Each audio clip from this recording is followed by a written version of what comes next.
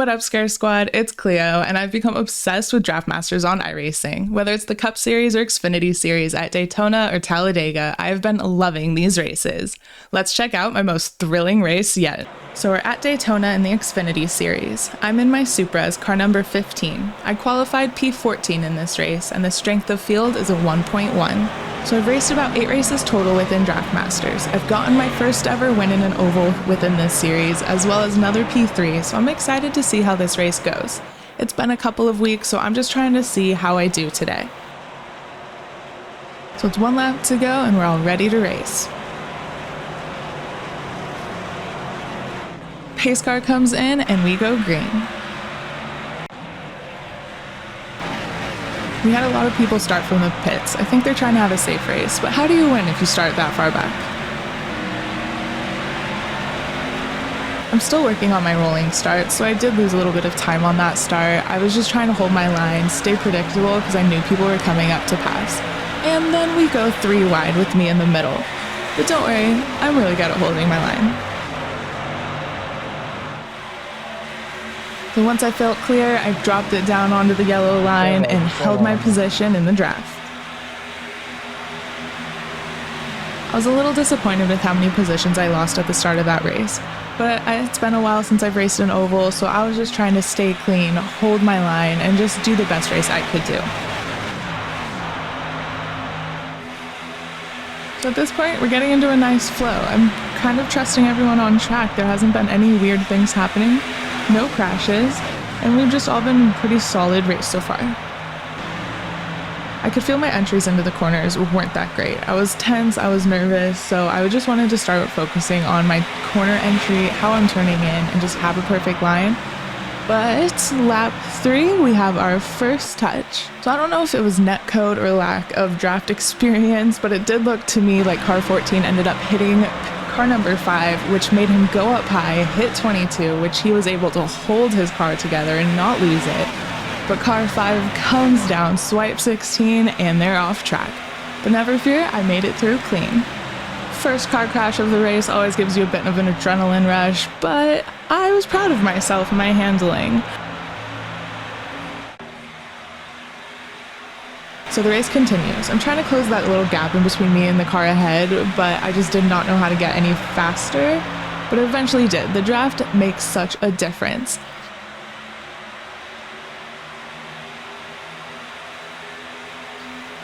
Car 22 comes down. I wasn't really expecting it, but all good. He did have a car space. I was thinking about going to the outside, and then I realized a car was there, so I brought it back in. That could have been really bad. But shortly after, we have another mess happening.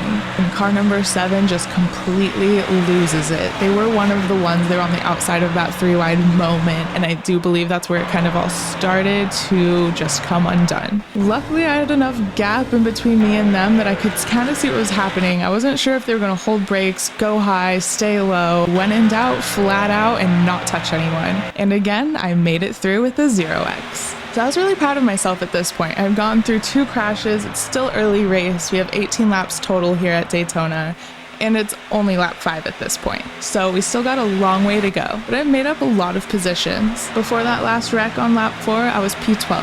Now I'm running P9. So this part was a bit scary. I was exiting corner 2 and I saw 2 cars coming out of pit lane. I knew we were going to be crossing paths right on that pit exit, and I was just hoping they'd stay on the inside. Car number 7 looked like he was about to come up high. I was just holding my line and hoping he didn't touch me.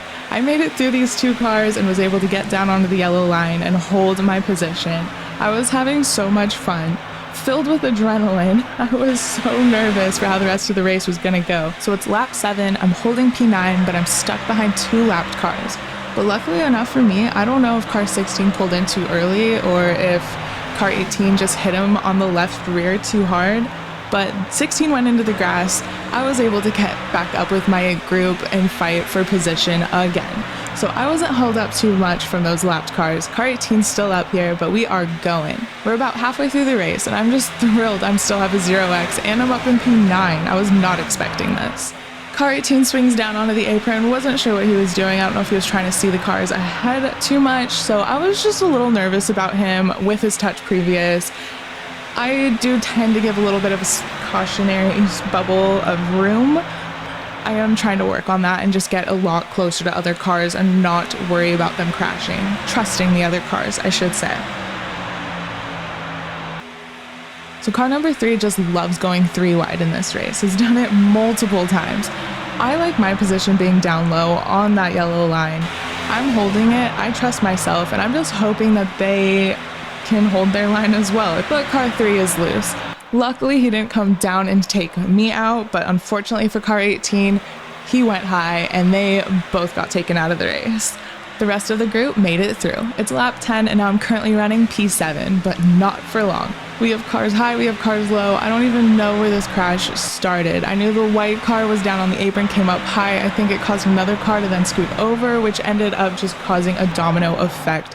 21 and 17 hit each other. They go off track into the grass, but car 21 comes back up on track right behind me. I thought they were going to take out car 22, but 17 comes slamming back up. I don't think they're holding their brakes. Comes back up on track, hits 22 into car 21, and it is just lost behind me. But I made it through cleanly. So with that crash, I go from P7 to P5 to P3 on the exit. We have about 7 more laps to go, and I'm just death gripping my wheel in excitement. Starting in P14, I was not expecting to be fighting for a podium, so the end of the race is on. We come up onto some lapped cars, but they held the high line, which was awesome, so we could stay low and keep racing as hard as we could. At this point, I am tense and I am exhausted. I messed up a little bit, got too close to the apron, but all good. I caught it and we're still here. We're running P1, P2, P3 for me, and P4 is right behind, and we are just battling till the end.